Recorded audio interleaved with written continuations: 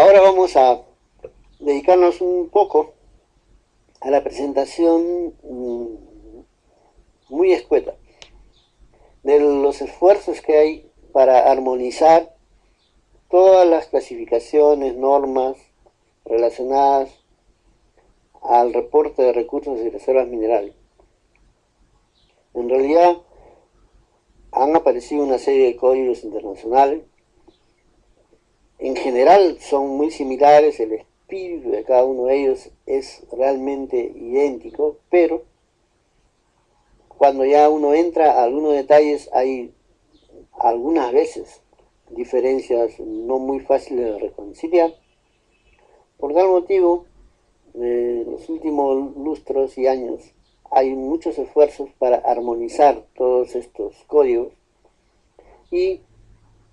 uno de ellos que me gustaría presentarles es el de la UNFC, que es el del United Nations Framework Classification, que tiene un estilo algo distinto a lo que hemos visto anteriormente. Este proyecto de clasificación, que ya está siendo usado, pero todavía no tiene la difusión que tiene el National Instrument o los códigos YOR, se basa en una clasificación 3D de los recursos y reservas. Es una clasificación 3D porque aquí, además de los conceptos geológicos o la información geológica, que aquí viene a ser uno de los ejes de esta clasificación, que tiene la letra G, está también un eje de donde se mide el factor económico de las estimaciones, que es el eje E vertical, corriendo desde abajo hacia arriba. Y también interviene un tercer eje, que es el eje de la factibilidad. Qué tan factible es la estimación. Y ese es un eje que está asignado por la letra F y que está corriendo un tanto de izquierda a derecha, pero introduciéndose en la figura para confluir con los otros dos ejes. Todos los ejes van en aumento hacia una mejoría o hacia una mayor calificación, confluyendo al punto de coincidencia en el cual se define un cubo. Cada una de las clasificaciones acá representa un cubo que está denominado por el parámetro que se mide en cada uno de estos tres ejes. El cubo máximo viene a ser aquí el 111, que califica la más alta categoría, que vendría a ser un sinónimo de reservas probadas en los otros códigos o en las otras clasificaciones. Entonces, la ventaja de este sistema es que, además de la información geológica, que es fundamental, y de los criterios de entorno, aquí estos, de alguna manera, se subdividen en el eje de factibilidad, que mide si tenemos o no un estudio geológico solamente, o de repente conceptual, o si tenemos un estudio de prefactibilidad, eso lo estamos viendo en la figura de la derecha, o si ya tenemos un estudio de factibilidad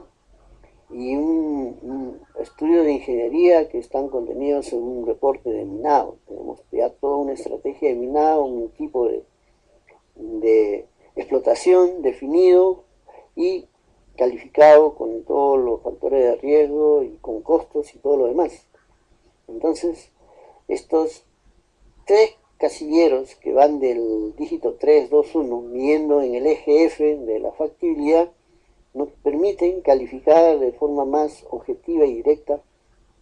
cuál es la factibilidad de beneficiar económicamente un yacimiento. Por el lado del conocimiento geológico, este se mide en 4 niveles. Uno puede tener solamente a la mano un reconocimiento geológico, una visita de campo con un muestreo selectivo, ¿no? O haber realizado solamente un muestreo de repente sistemático, pero todavía preliminar. Entonces esto se puede calificar como un valor de 4 en la dirección del eje G de conocimiento geológico. Podríamos tener ya un nivel de prospección y tendríamos que calificarlo con un nivel 3, o de repente ya estamos realizando un ejercicio de exploración más sistemático, con mayor inversión y mucho más taladros, y además acompañado de un conocimiento geológico de mapeo, de logueo y también de geofísica y mucha otra información adicional,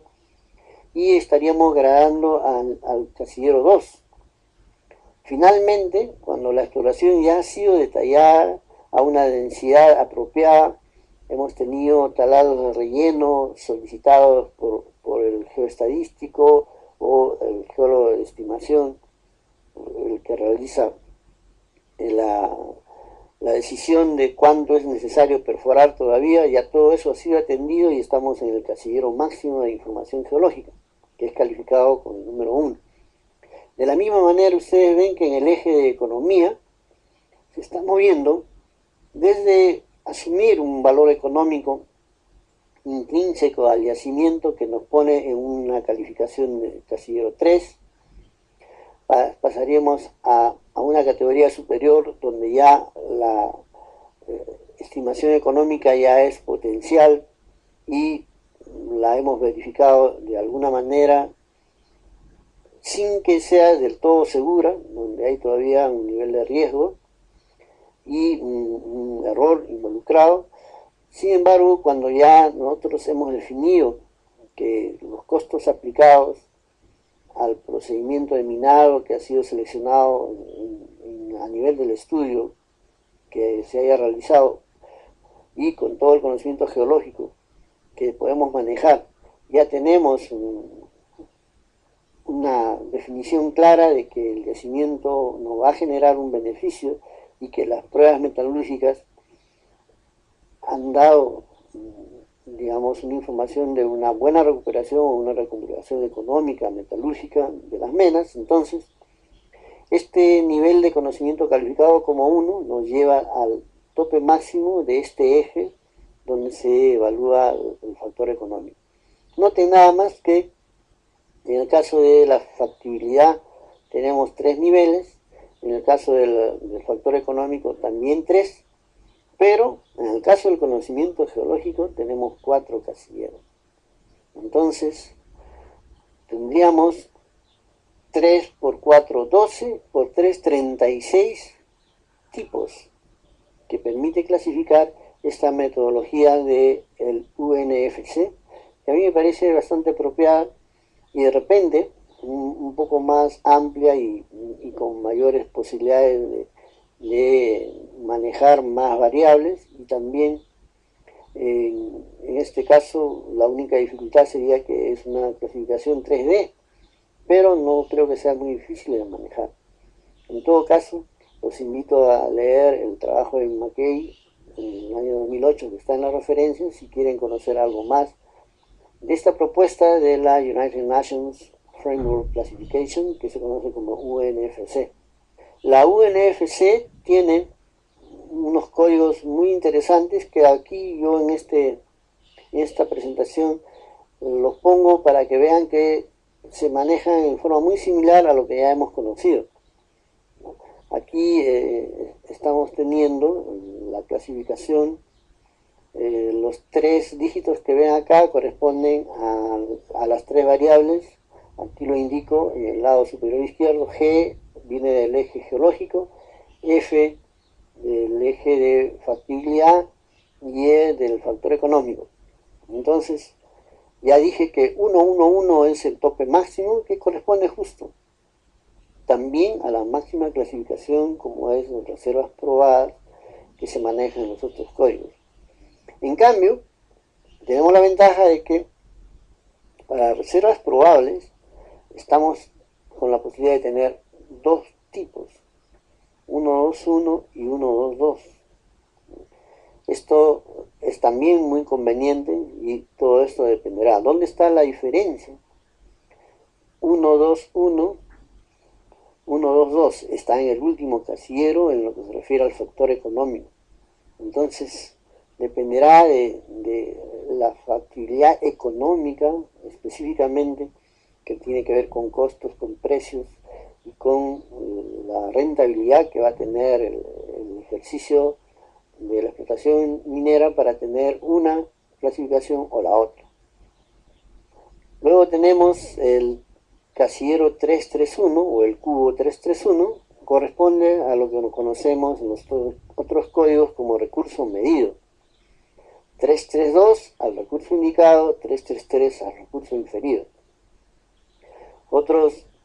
códigos importantes, aquí tenemos el casillero 334, es el recurso reconocido, así lo denomina la UNFC.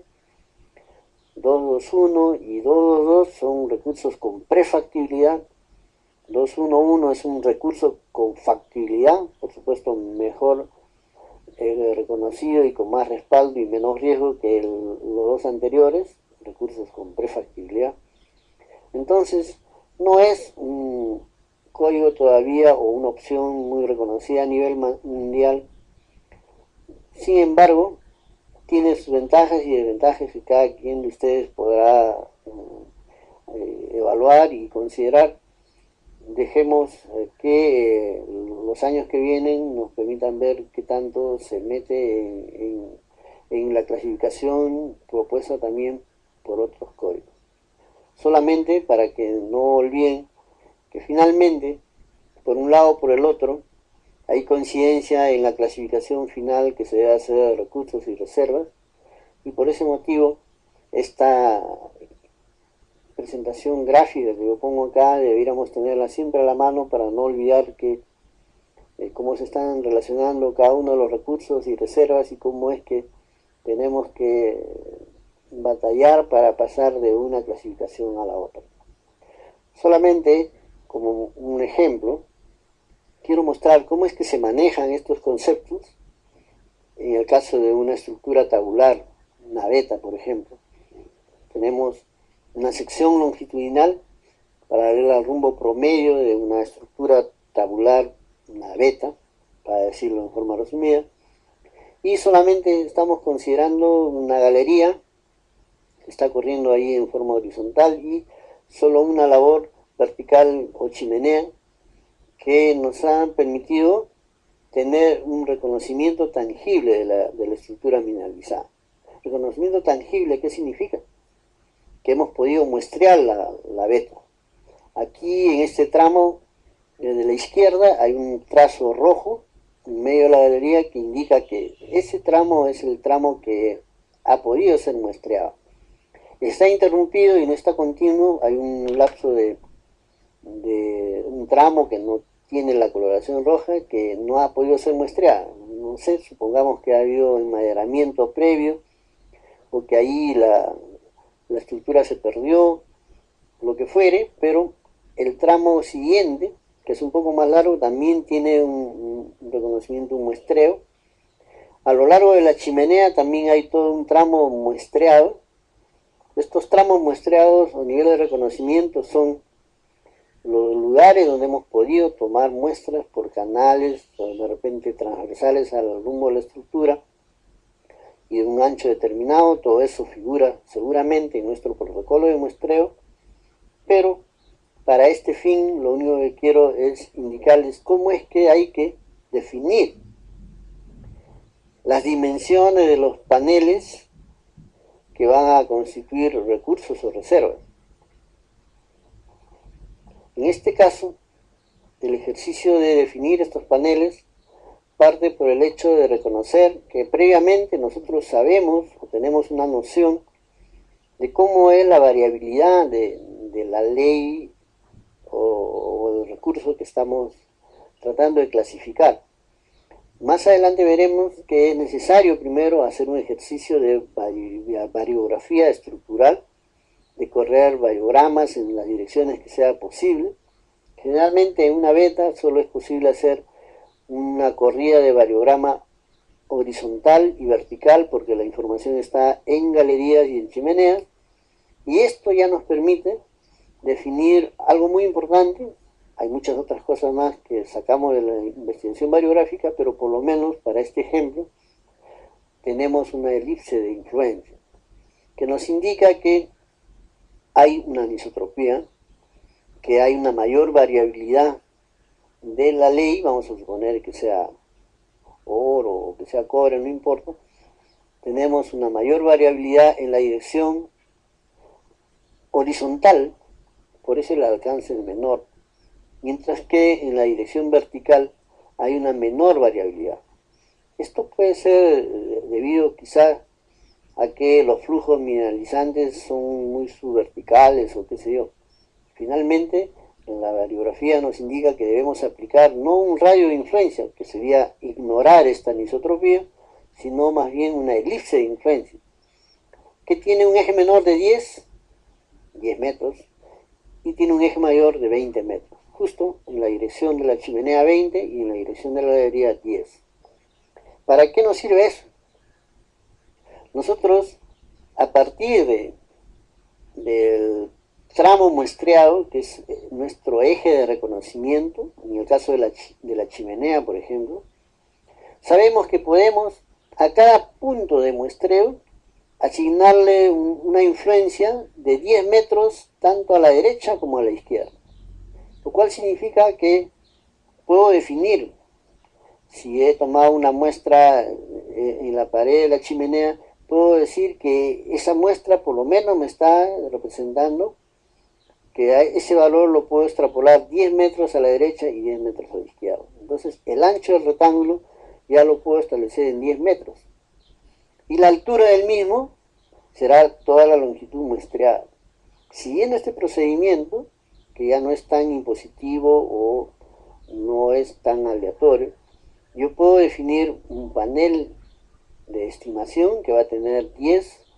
metros de ancho por la longitud del tramo muestrado. De igual manera lo defino a la derecha como a la izquierda y por eso tengo dos paneles idénticos. Al ser estos paneles realmente respaldados por este soporte de ese tramo muestreado y al tener yo la elipse de influencia que viene de un ejercicio de variografía, yo puedo tener la seguridad de decir esto es un panel de mineral probado. ¿Por qué? Vamos a ver a continuación, se diferencia de ser probable, pero sigamos viendo el caso de los otros paneles. Tenemos también el panel rectangular menor que está en la parte intermedia, donde como se terminó el tramo muestreado no podemos hacerle una asignación de ancho mayor, queda en ese ancho, pero la altura la mido a partir del tramo muestreado y tengo en este caso 20 metros. Me puedo mover 20 metros de altura y definir ese panel rectangular subsiguiente. El mismo ejercicio lo hago en el panel que está más al lado izquierdo, en la parte superior, que también me da el ancho, el tramo muestreado, pero el alto lo saco de la elipsoide de influencia, que dice 20 metros, y mi panel va a tener 20 metros por el ancho del tramo muestreado. Exactamente igual que el panel inferior, que es el mismo tramo muestreado que lo está refrendando. Pero ustedes ven, lo mismo hemos hecho para definir el rectángulo más grande que está en la parte inferior central, que se basa en el ancho del muestreo, todo el tramo muestreado, que viene a ser una de las dimensiones del panel, y los 20 metros que nos da autorización el elipsoide de influencia. Pero luego de haber definido estos 6 paneles, ¿cómo es que diferenciamos probados de probables? Ahí viene el concepto que hace un momento definimos, que reservas probadas son aquellas que están listas para ser explotadas. De todos estos 6 paneles, yo tengo la posibilidad de explotar o de minar los que están en la parte superior de la galería, porque asumo que es la galería de extracción, a donde pueden llegar los carros mineros, yo puedo instalar chutes, y por sus niveles, a partir de la chimenea, ir metiéndome y extrayendo el mineral. Está listo para explotar. No hay nada que me lo impida, solo tengo que dar la orden al ingeniero de minas y este empezará a llevar mineral a la planta, lo cual no es el caso de los dos paneles inferiores. Los dos paneles inferiores son reservas, igualmente verificadas, medidas, pero son probables porque va a hacer falta que yo desarrolle un nivel inferior para poderlos extraer. Está todavía pendiente el hecho de que yo desarrolle ese nivel inferior, también haga de repente una chimenea de extracción o una chimenea de desarrollo a partir de la cual yo realice sus niveles o qué sé yo, pero este nivel todavía no existe, esta galería de extracción inferior todavía no existe, de tal manera de que ese es el motivo por el cual estos paneles inferiores tienen una coloración de reservas probables. Estos son algunos criterios que se manejan, criterios al fin, que pueden variar de persona calificada a persona calificada o de experto en experto, pero que como ustedes van a ver son criterios que en gran medida son muy similares ahora actualmente que ya tenemos códigos internacionales que nos dan unas pautas que muchos de nosotros aceptamos y que cada vez nuestras estimaciones y clasificación de reservas o recursos son cada vez más parecidas o similares. En el caso de un cuerpo tridimensional, para poder acceder de una clasificación de recursos inferidos a recursos indicados y recursos medidos, prácticamente se trata de un ejercicio de realizar más perforaciones. Vamos a revisar al final del curso, en el siguiente módulo, cómo nosotros podemos apoyarnos en una serie de herramientas que ahora existen para poder programar con mejores criterios unos taladros de relleno o de infilling, como se llaman, para poder ir gradando o accediendo a niveles de clasificación de recursos mejores. Aquí estamos mostrando en forma tridimensional la estimación de la ley en un cuerpo tridimensional, donde el color rojo nos está indicando concentraciones de oro que están por encima de o muy cerca de 1 gramo por tonelada, y en cambio los valores más fríos, en este caso los colores celeste y azul, nos indican los contenidos más bajos. Esto puede ser una información importante para señalarnos las zonas donde hay mayor mineralización. Sin embargo, nosotros necesitamos de otro tipo de información, como por ejemplo un mapa igual, tridimensional, donde se nos indique no solamente el contenido en ley de un yacimiento, sino de repente directamente el error de estimación que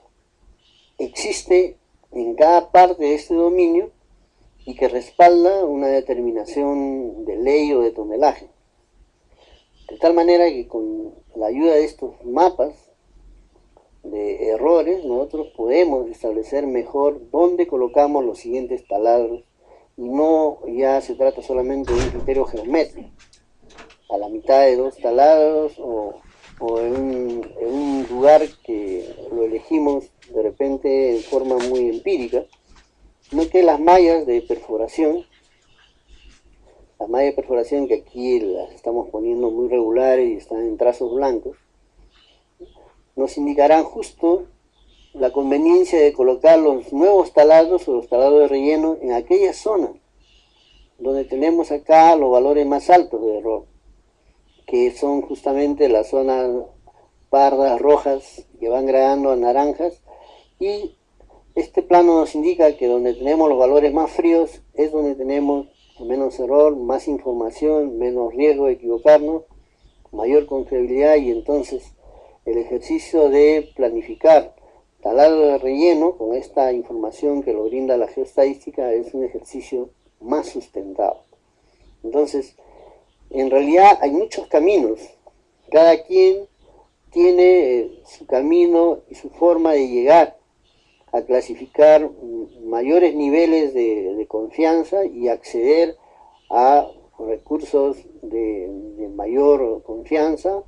pasar de inferidos a medidos o a indicados.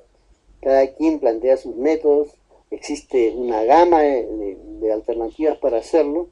y será la persona calificada quien con su rúbrica asienta y firme o dé el visto bueno para decir sí, ha sido correctamente clasificado y yo con mi firma lo respaldo. Solo para finalizar esta presentación de normas internacionales, es bueno tener, digamos, una pauta, cuáles son las buenas prácticas al momento de hacer reportes técnico-económicos, que involucran recursos, reservas o reportes de exploración. Es muy importante, atendiendo a estas buenas prácticas,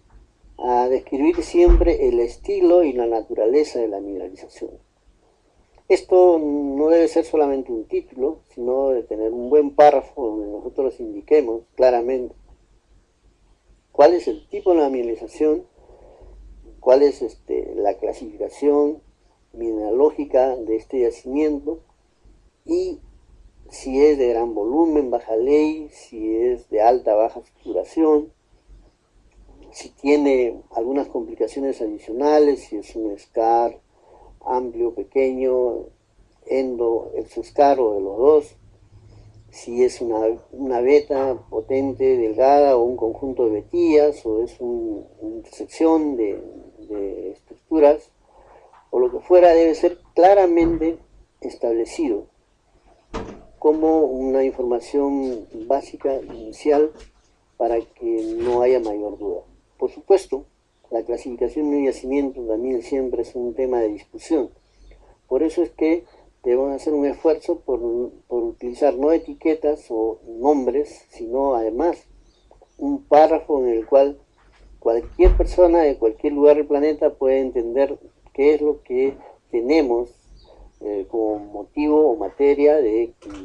denominación cuando hablamos de un yacimiento, indicando su estilo y su naturaleza en cuanto a geología, mineralización, tectónica, etc. Algo muy importante para rubricar esto es presentar un mapeo geológico, secciones geológicas,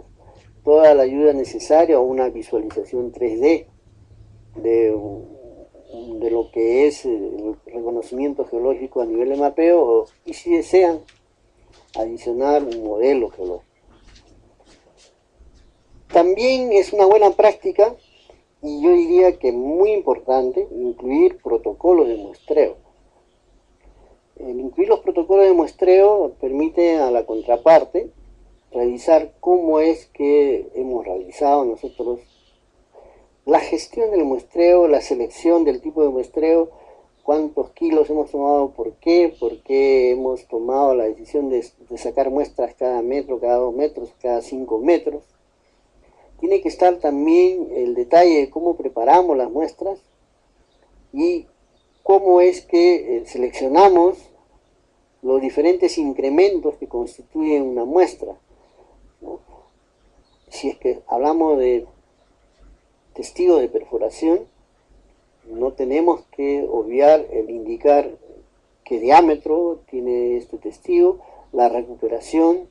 no tenemos que dejar de indicar cuál ha sido el método para seccionarlo, ya sea en la mitad o en un cuarto de testigo, quién ha sido el que ha indicado por dónde se hace el corte, se indicó o no se indicó, tiene que estar indicado también el peso de cada muestra y cómo hemos seleccionado el tramo y el trozo que vamos a meter en una muestra y cómo hemos tomado los incrementos para hacerlo, es decir,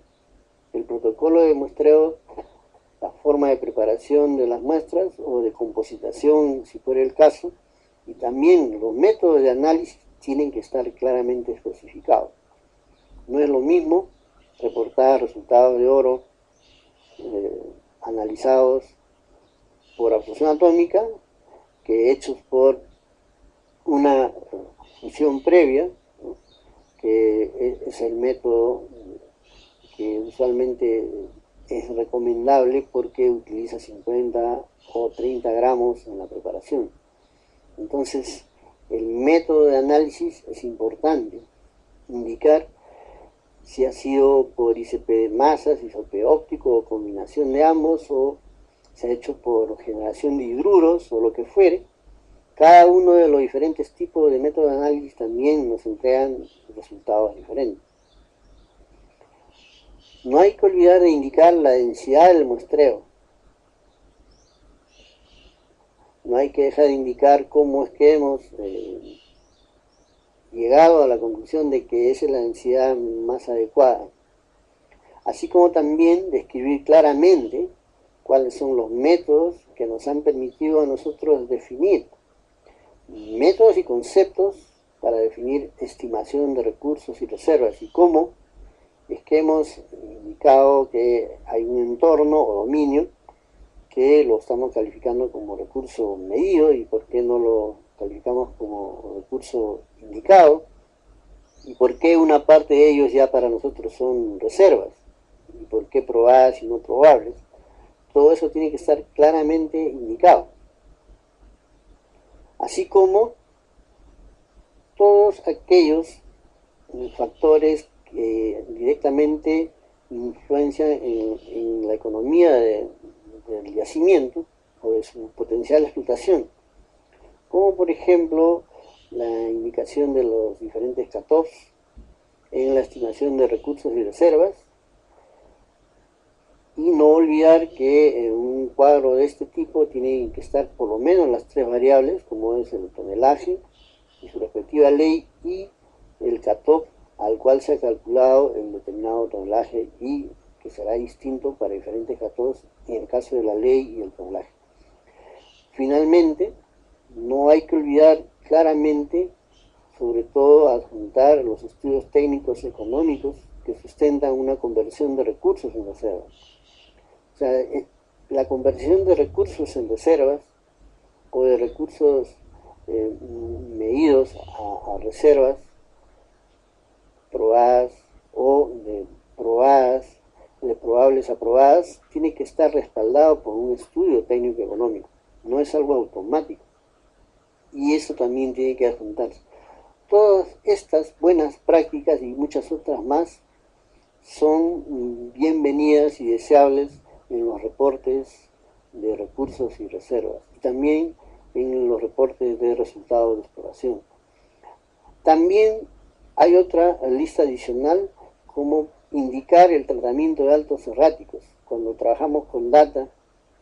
y no indicamos cómo hemos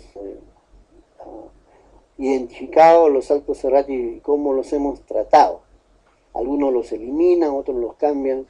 o los reemplazan por valores alternativos. Todo esto tiene que estar claramente especificado,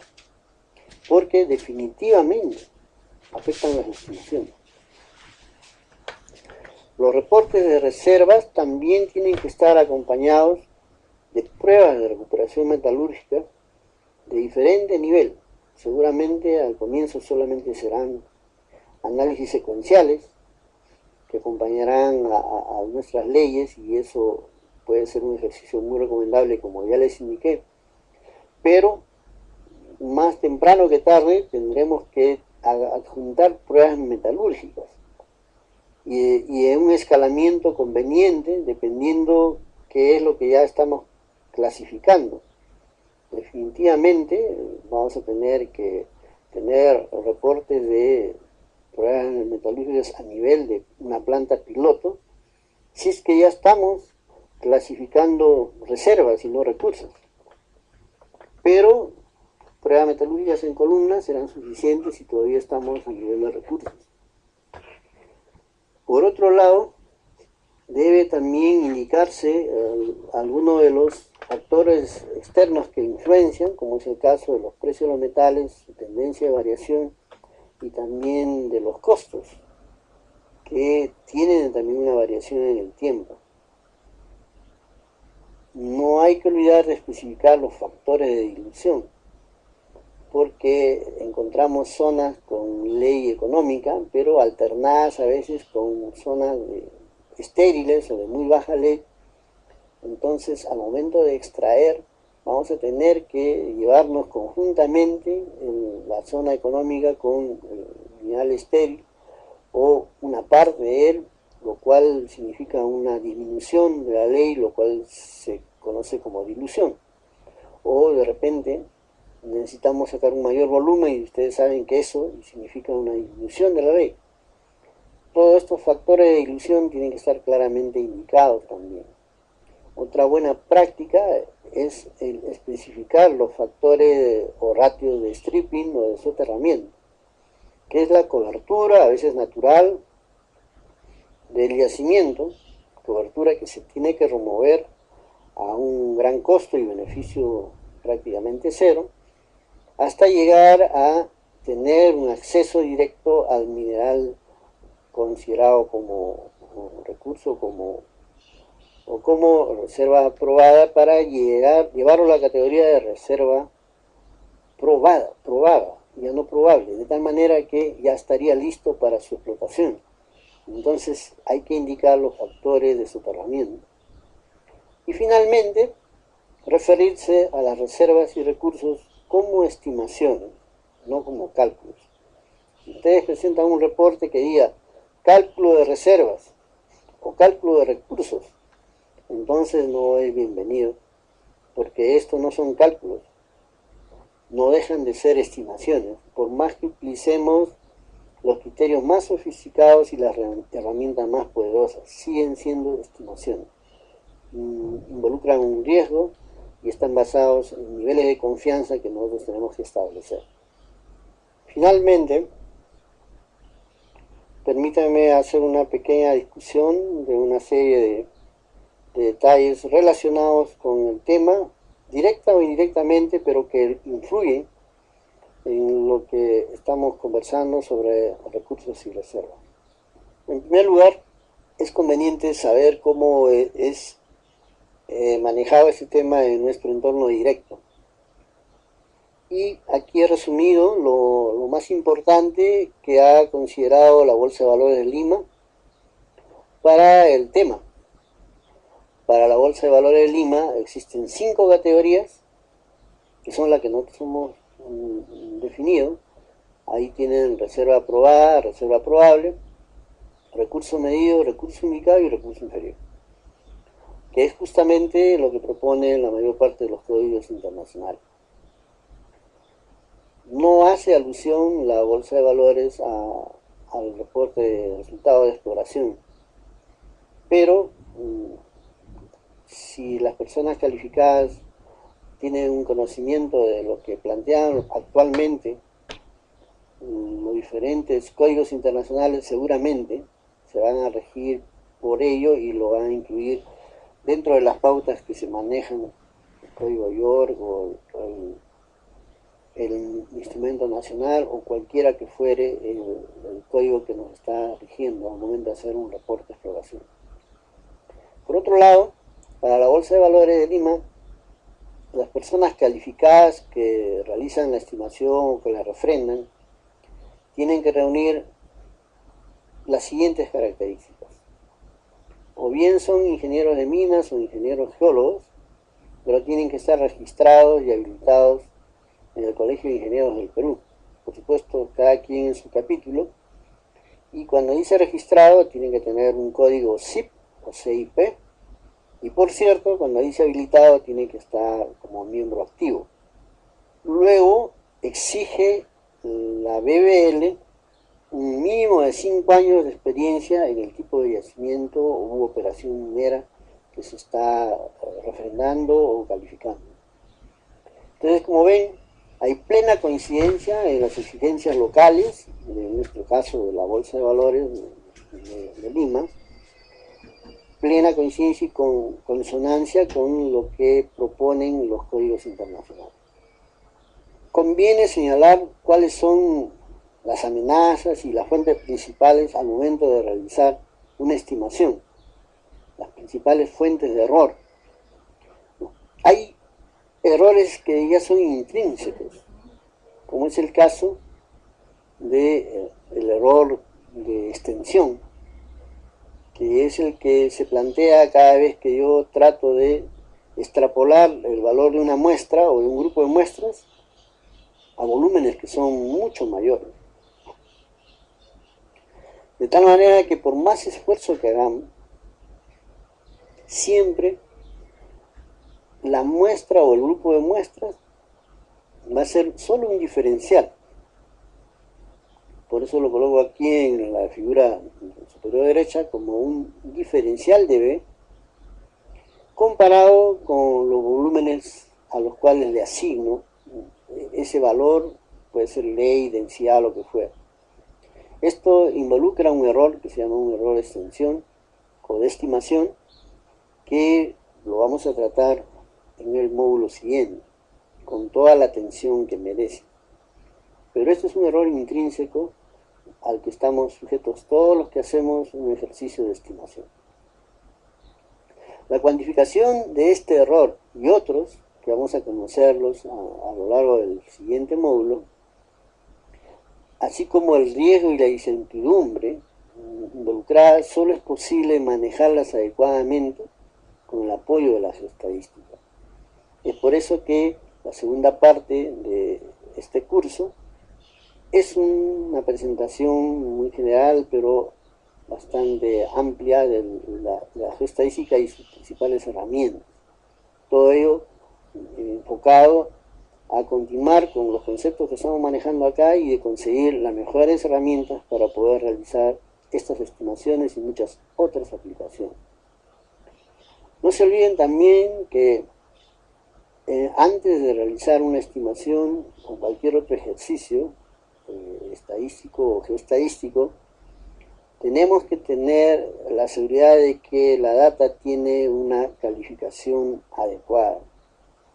que está perfectamente organizada y validada, y que hay una persona también competente que nos da la seguridad de que no hay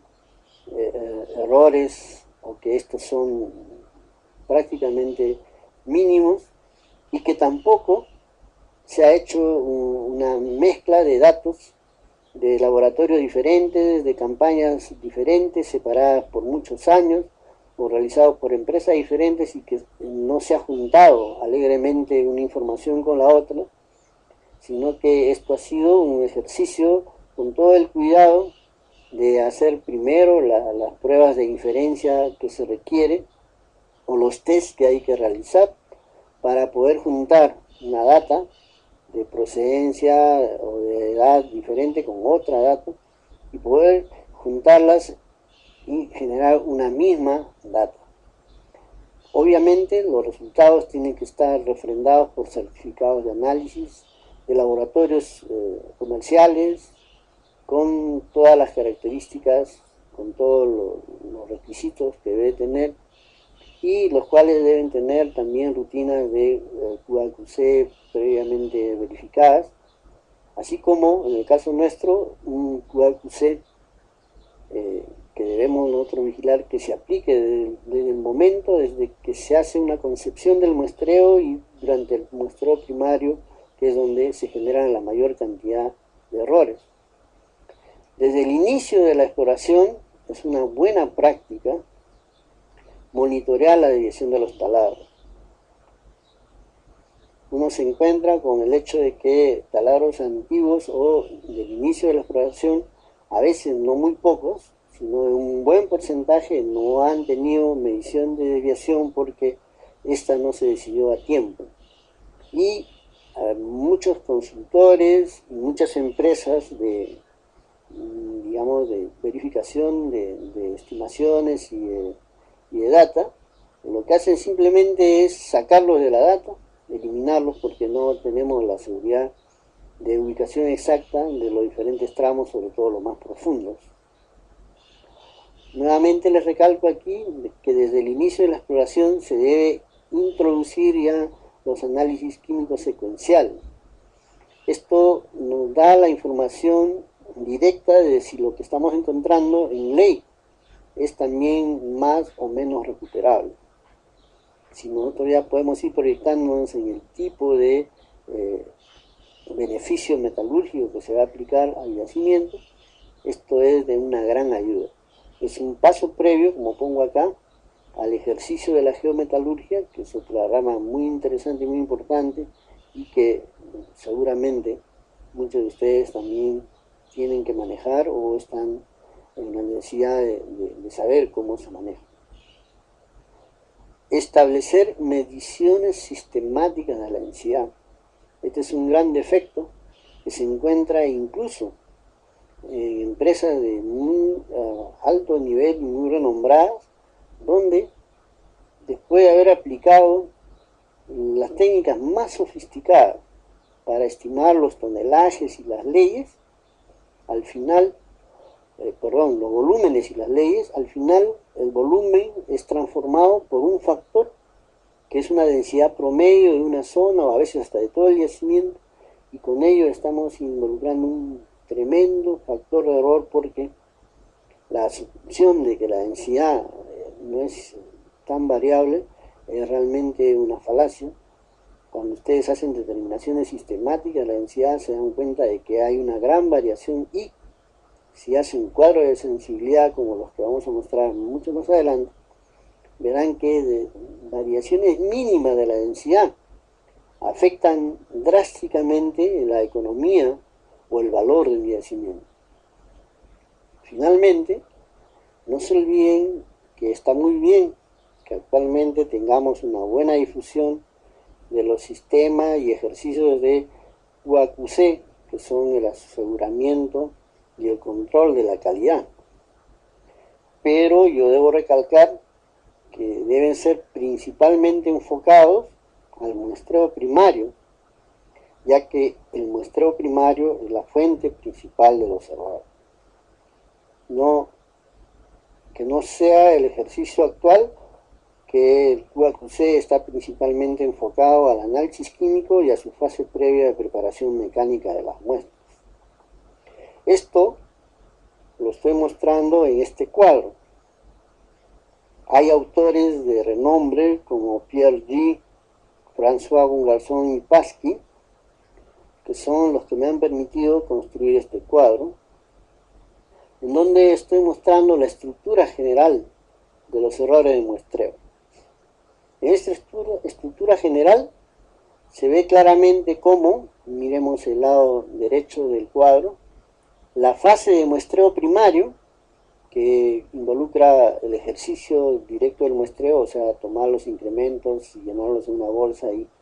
constituir una muestra y un grupo de muestras, así como su transporte y almacenamiento, eso que constituye la fase de muestreo primario, que también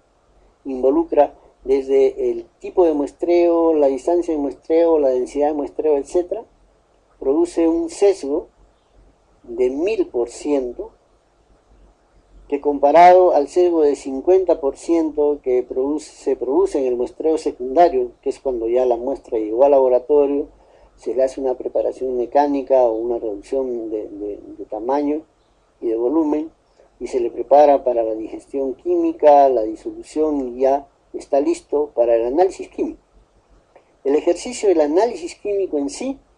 solo tiene un sesgo de 0.1 a 1, según Pierre. Si vemos en la parte central del cuadro, podremos notar que en términos de error relativo, la influencia en el error relativo de las fases primarias del muestreo, donde está, como le digo, desde la concepción del tipo de muestreo, el ejercicio propio del muestreo, en el cuidado que tenemos que tomar con las muestras en su almacenamiento, transporte, manipulación,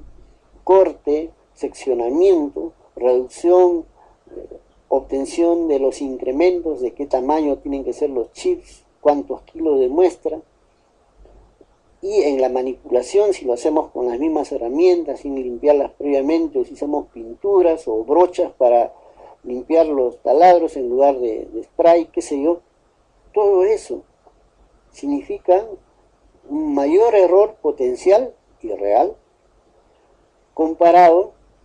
con el muestreo secundario, donde la preparación mecánica y el ejercicio del análisis químico propiamente nos suman pocos dígitos al error global. Lamentablemente, a pesar de que esto es la realidad, todos nosotros, grandes y pequeñas empresas y geólogos de diferente calificación, especialistas o no, le damos más atención al QAQC del análisis químico y del muestreo secundario, cuando debiéramos tener toda nuestra batería de control de calidad y de aseguramiento de la calidad, sobre todo a nivel de muestreo primario, donde no lo hacemos. Yo justo estoy presentando un trabajo al Congreso 15º de Geología, y en él podrán ustedes consultar más detalles respecto a esto, que me parece sumamente importante. Entonces, esperemos que recompongamos nuestro control de calidad y aseguramiento de la calidad y enfoquémonos más al muestreo primario. También es pertinente a estas alturas que miremos un poco a una nueva especialidad que ha surgido y en la cual somos referentes a nivel no solamente latinoamericano, sino mundial, que es la geometalurgia. Y lo digo así porque acá en el país tenemos el mejor laboratorio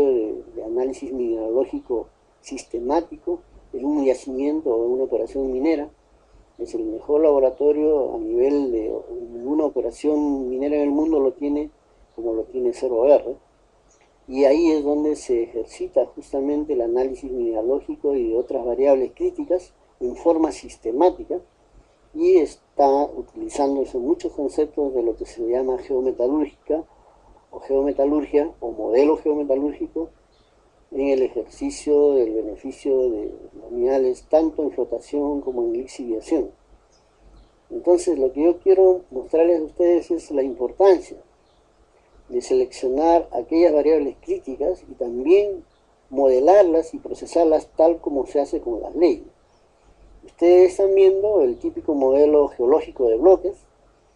donde el yacimiento ha sido dividido en bloques, pueden ser de 10 por 10, de 20 por 20, de 2 por 2 metros.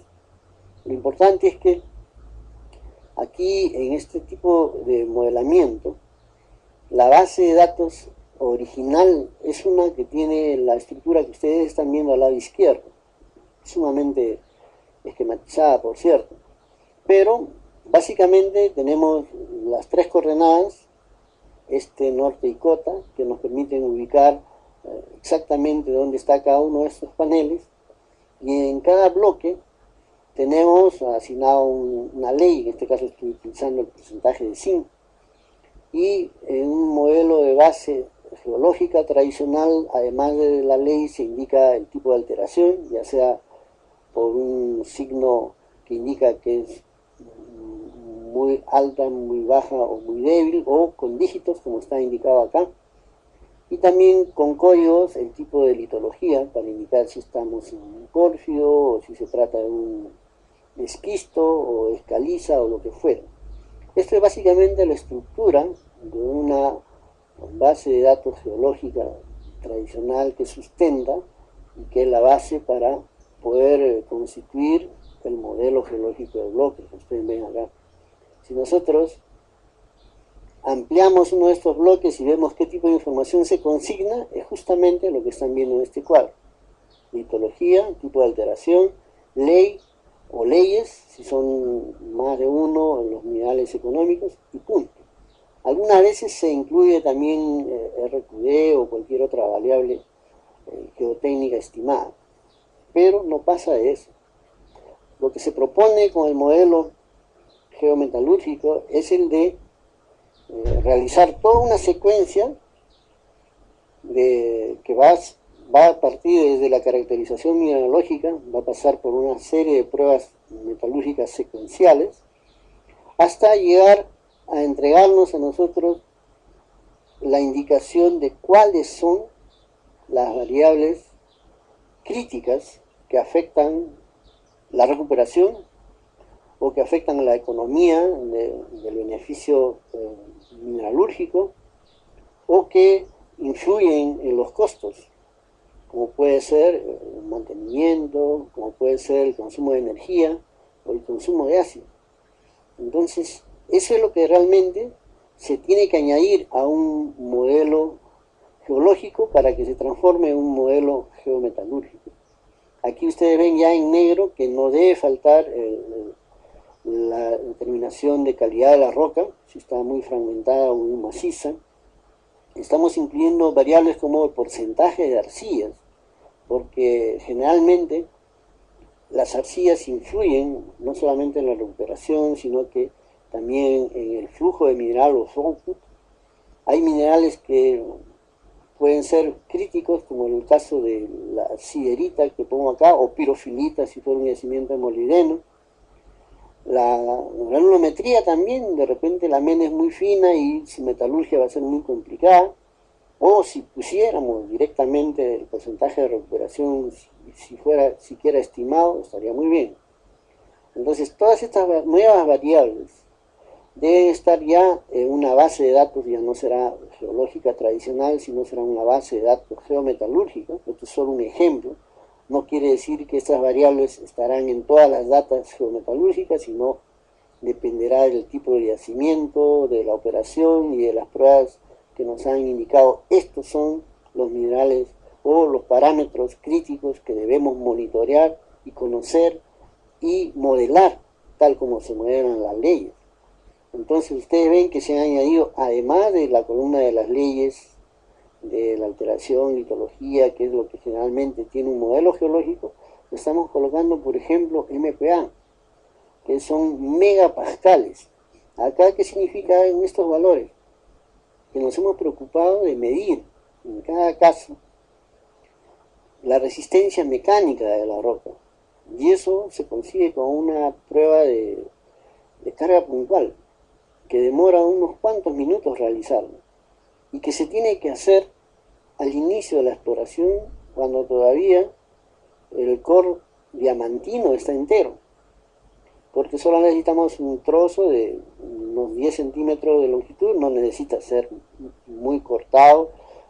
fragmentado en una longitud de 10 centímetros, colocarlo en forma horizontal entre las puntas aguzadas de un equipo de carga puntual, apretar un botón y nos sale una lectura que puede ser de 33, como está indicado en el primer casillero acá, 33 megapascales, nos indica que es una roca sumamente blanda, ¿no? Que con un poco de esfuerzo, incluso una persona fuerte lo puede deleznar con las manos. No así el otro extremo que indicamos acá, que es una medición de 250 megapascales, que es una roca competente, que seguramente vamos a tener que usar los mejores criterios y lo mejor de la especialización del técnico o del ingeniero de voladura para poderlo fragmentar. De lo contrario, vamos a tener dificultades. Eso justamente es un dato no solamente para voladura, ¿no?, sino principalmente para la chancadora primaria y secundaria, donde al haber hecho esta prueba en fragmentos de roca que se denominan el fragmento libre de fracturas, el fragmento que ya no tiene fracturamientos o planos de debilidad, por el cual generalmente se abre o se fragmenta la roca, sino en aquellos fragmentos que colocamos justo en el equipo de carga puntual, nos da la información útil para el ingeniero que está a cargo del chancado, tanto secundario como terciario. Esto también se modela porque definitivamente influye. No es lo mismo pasar un material de 250 megapascales que pasar un material de 49 o 33. Seguramente el fracturamiento también influye, pero a nivel de chancado primario. Otra variable crítica, generalmente casi siempre presente en todas las bases de datos geometalúrgicas, es el porcentaje de arcillas, porque las arcillas son, dentro de todos los minerales indeseables, los minerales que menos deseamos encontrar, acompañando a nuestras leyes, y en el ejercicio, digamos, del minado a veces hay que hacer malabares o juntarlas con zonas de menos arcillas, que es lo que se llama blending, para minimizar su efecto nefasto. Pero lo podremos hacer siempre y cuando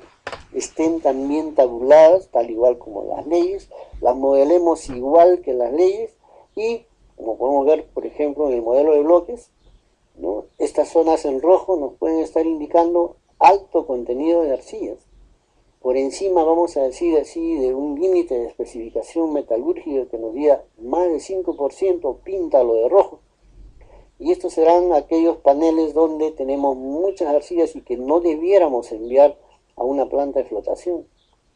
porque ha sido demostrado previamente por una secuela de pruebas metalúrgicas que influyen no solamente bajando drásticamente la recuperación por todos los problemas que producen las arcillas, sino que también en el circuito producen apermazamientos cuando el nivel de humedad no es controlado y colmatan las aberturas de las arandas y se pegan en las paredes, en la pulpa del material. Finalmente, por un motivo u otro, hay que modelar las arcillas y eso nos obliga a tener métodos de análisis para determinar el porcentaje de arcillas con la misma frecuencia o a veces generalmente menos, como lo hacemos para las leyes. Entonces, métodos de análisis de estos minerales críticos como las arcillas o la pirofilita en el caso de concentrar molinenita o siderita, como está indicado acá, necesitamos métodos que nos permitan determinar estas variables. RQD también, y en algunos casos hay, digamos, ejercicios que llegan a determinar en base a minerales o a factores críticos una relación que permite estimar la recuperación, ¿no? Y justamente ustedes han visto que yo he incluido un ejemplo donde una secuela de pruebas metalúrgicas donde, entre otras cosas, se ha ido cambiando la proporción de una serie de minerales, o se ha ido enviando a pruebas metalúrgicas minerales con diferentes contenidos de monodionita, de kaolinita, de cloritas, y hemos visto cómo muchos de estos minerales en mayor o menor contenido influyen en la recuperación y hasta hemos hecho un ejercicio de análisis de regresión múltiple y hemos obtenido una fórmula. Esa fórmula es un ejemplo de cómo nosotros podemos estimar la recuperación y colocarla en una tabla como esta, en base a elementos o parámetros de entrada que pueden ser minerales críticos, como en ese caso, recuerdan, fue la clorita, la monodionita, los que más afectaban, y de esa manera tener un modelamiento de estimación que también puede ser, digamos, indicado en una base de datos geometalúrgicos. Entonces, el mensaje es claro: tenemos que realizar estimaciones de recursos y de reservas que fundamentalmente se basan en el contenido de las leyes o en el contenido metálico o en el valor de las menas, que es cuantificado a partir de las leyes, pero eso no queda ahí. Nosotros en la actualidad tenemos que preocuparnos de hacer una evaluación también geometalúrgica, porque no basta con decir en este yacimiento tenemos tantos millones de toneladas con tal ley media, sino que tenemos que saber de esa ley cuánto vamos a extraer económicamente, y eso es justamente lo que nos informa y nos permite predecir una base de datos geometalúrgica que desde un modelo de largo plazo ya nos puede ir marcando muy bien los factores económicos, porque ya conocemos los parámetros y minerales críticos que van a influir en la ley del concentrado, en su recuperación, o que, en el caso de la abundancia de carbonatos o cloritas, nos van a elevar los costos porque van a aumentar el consumo de ácido. O minerales muy competentes o duros, como el cuarzo y la turmalina, que nos van a obligar a hacer mantenimientos más frecuentes o más seguidos. Entonces, se necesita un enfoque sistémico de todas estas variables y no quisiera dejar pasar esta oportunidad, y lo estoy haciendo para indicarles que el ejercicio de clasificar recursos y reservas, sobre todo cuando ya estamos a nivel de reservas, y vamos a decir son probadas, también pasa por ver si realmente hemos probado su factibilidad de recuperación, su factibilidad metalúrgica, y eso requiere de lo más primario e inicial que podamos, incluso desde la exploración, y a ir involucrando parámetros geometalúrgicos. Si desean leer algo más respecto al modelo geometalúrgico, estoy incluyendo esta presentación que hice en el Congreso Internacional Latinoamericano número 13, que fue paralelo al 14º Congreso Peruano de Geología. Y también hay un trabajo que estoy presentando en el Congreso 15º, en donde específicamente se habla del tema del QAQC, en donde se recomienda fehacientemente que este debe ser primariamente aplicado o con mayor énfasis en el muestreo primario. También, si ustedes necesitan ampliar un poco más respecto a los esfuerzos que se están haciendo para armonizar los diferentes tipos de clasificación y reporte de minerales, tanto recursos como reservas, en general armonizar los diferentes protocolos internacionales o normas internacionales, es muy bueno el trabajo de McKay, Lambert y Miss Kelly del año 2008. Así como también creo que es interesante revisar cómo ya en el año 1980 el Geological Survey de Estados Unidos, en su circular 831, marca la pauta de cómo se debe realizar una clasificación profesional y aceptable de recursos y reservas. Esto creo yo es la línea de base. Y esto, como ven, por la fecha es anterior a los incidentes internacionales que catalizaron la aparición de todas las normas que ahora conocemos. Ya en ese tiempo, los que trabajamos en geología económica, nos regíamos por este trabajo y otros similares que se presentaron, sobre todo muy bien resumidos en este circular 831, famoso del Geological Survey. Les recomiendo su lectura también.